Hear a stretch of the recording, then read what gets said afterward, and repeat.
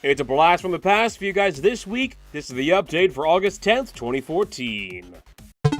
Update required. Sierra is a name that many old-school game enthusiasts may recognize. Founded in 1979 as Online Systems, the company became Sierra Online in the early 80s and became known for its work in adventure games.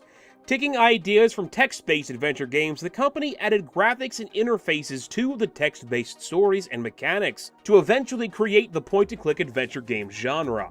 After creating many classic titles such as King's Quest, Space Quest, Police Quest, and Leisure Suit Larry, Sierra went offline in 2008 after its parent company, Vivendi Games, merged with Activision, and the brand has stayed dormant ever since. Until now, that is, as there have been hints showing that Activision might be bringing the brand back. On August 7th, 2014, it was discovered that something is happening on Sierra.com. The domain had previously led straight to Activision's own website, and now the site features a short teaser video. In the video, a person is seen climbing a large snowing mountain that then zooms out to become Sierra's logo. At only 13 seconds long, the teaser doesn't really show off anything, but the website does say Gamescom 2014 in nice, big, bold letters, and it's believed that more will be announced there. There has been talk off and on about other developers picking up some of Sierra's series, such as Telltale Games working on a new King's Quest game, but not many of these have really gotten all that far. While the main teams behind the soul of Sierra Online's classics have long left the company, point-and-click adventure games have been seeing a bit of resurgence due to things like Telltale's The Walking Dead games, so it'll be interesting to see just what Activision decides to do with the brand. Coming off of last week's Crytek story, former Vigil and Crytek USA members have gathered together to make their own new game studio, Gunfire Games. Vigil Games had been around since 2005 and was known for their two Darksiders games before the fall of THQ in 2013 that unfortunately caused the company to close. Many Vigil employees were then picked up by Crytek to form Crytek USA in Austin, Texas, before the sizable downgrade of the studio last week, causing many to no longer have a job. David Adams, who was both founder of Vigil Games as well as CEO of Crytek USA, had left Crytek 3 weeks prior to the Austin layoffs. Adams took a few developers from Crytek USA along with him, and together they created the new 7-man company. Adams did state that Crytek's money issues were part of what caused him to leave, but it was also the fact that many other team members were also leaving Crytek USA that caused him to make his decision. Adams told Polygon it was really the team. When you make a game, one of the most important elements of that is the people that you work with. You could get 12 of the best developers in the world and put them into one room and they may not make a good game. According to Gunfire Games, they're looking into the possibilities of developing a Darksiders 3 and have been in talks with Nordic Games, the now rights holder for the Darksiders series. But Gunfire has also stated that they plan on focusing on smaller projects first before going into something as big as a Darksiders game. Last week, EA announced EA Access, a subscription service that will allow Xbox One owners the ability to digitally download any EA title in the program instead of having to pay for physical discs individually. Any game currently available in EA's vault will be accessible to download for members with a subscription service of $5 a month or $30 for a year. This system sounds almost too good to be true, and many gamers question just how the program would actually work, and if it would really be a better alternative to what's currently available. Some of these questions were thankfully answered in an interview EA did with Kotaku on Friday, August 8th.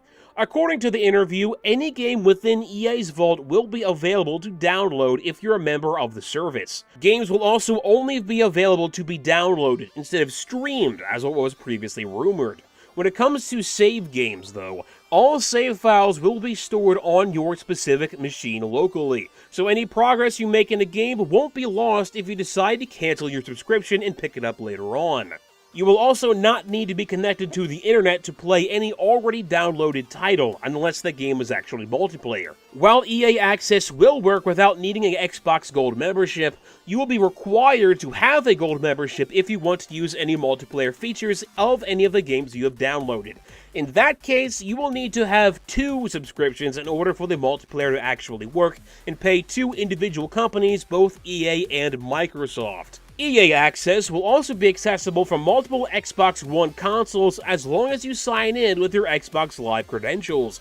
Lastly, EA stated that games in the vault will stay in the vault, without any plans to have them removed unless things specifically change for specific titles.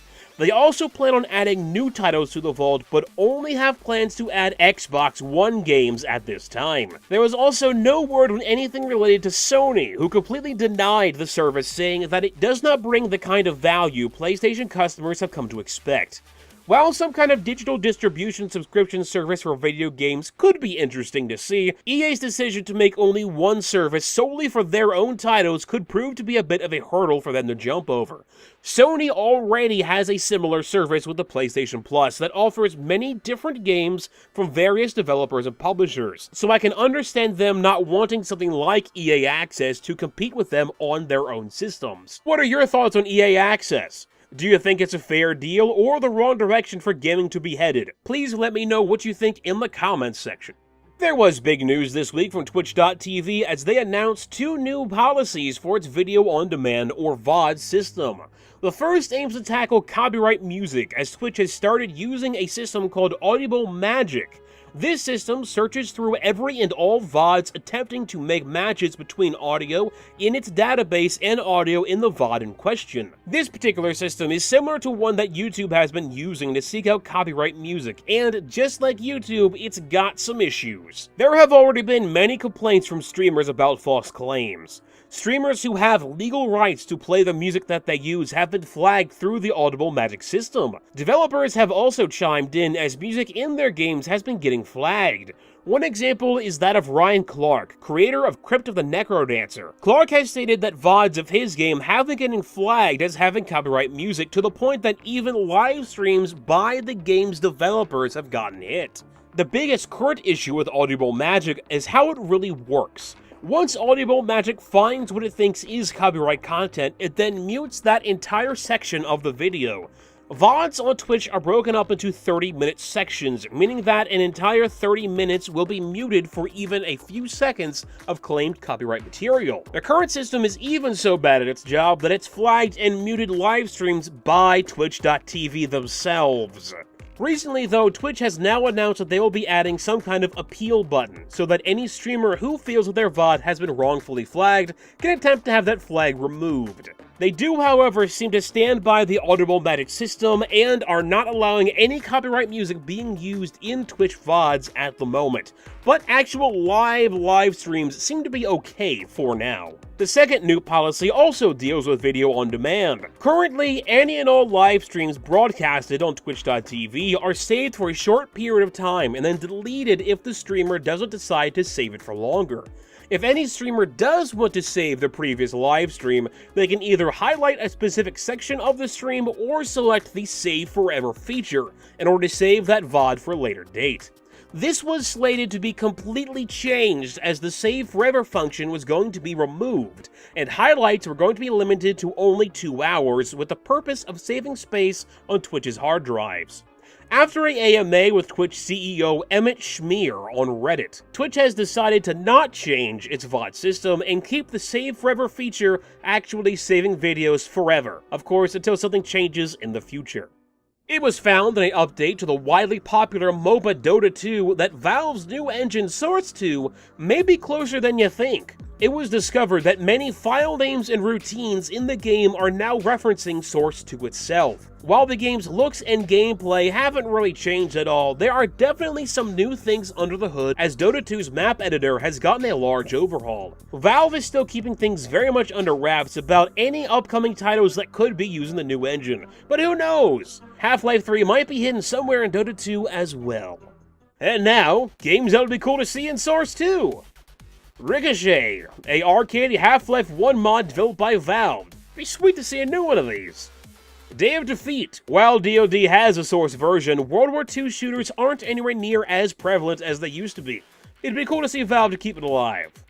Alien Swarm, a top-down co-op shooter released for free. Alien Swarm is a pretty fun game but lacks much in the way of content, so it'd be great to see this game get some love from Valve. Stars of Blood, a space pirate game that Valve was developing but never actually saw the light of day. I like the sound of a space pirate game. Somebody make one. Somebody make a space pirate game. Do it. The Orange Box, a collection of many different Valve games, such as Portal and Team Fortress 2. It would be cool to see these games ported over to the Source 2 engine, similar to how Gold Source games like Half-Life and Day of Defeat were ported over to Source when Source became Valve's mainstay. Today's featured channel is Jake Reese. Offering general Counter-Strike tips as well as in-depth overviews of maps, Jake's videos are a great source of information of anybody looking to break into the Counter-Strike gaming scene. Well, that's all I got for you guys today, but before I go, I thought I'd let you know about the latest Jumpstart developer interview. I got the chance to talk to Bryce Coe of Guts Department about their Kickstarter for Aegis Defenders, a mix of platform exploration and tower defense. Check it out if you get the chance, and remember, you've just been updated. Update complete.